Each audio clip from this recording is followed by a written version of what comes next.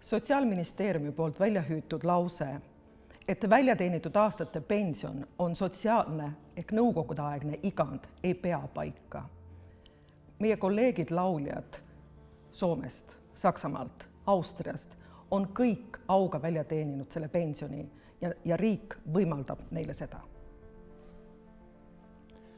Inimesed, artistid, kes on oma tööga saanud ühiskonnas tunnustuse osaliseks ja kes lahkuvad pärast väljateenitud aastaid lavalt, need inimesi ei saa jätta ilma sotsiaalse kaitseta ehk pensionita.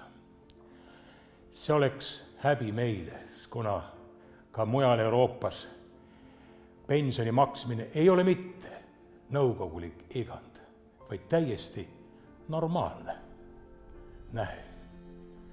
Ja ma leian, et need inimesed on selle pisku ära teeninud.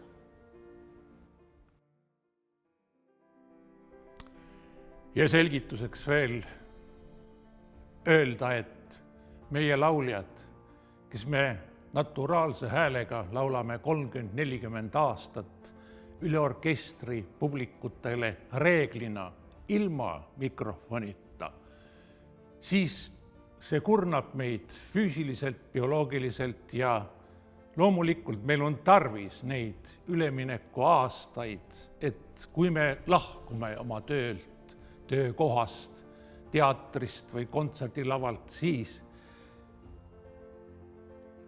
et meil oleks need ülemineku aastad kuni pensionini kas või natukenegi kindlustatud.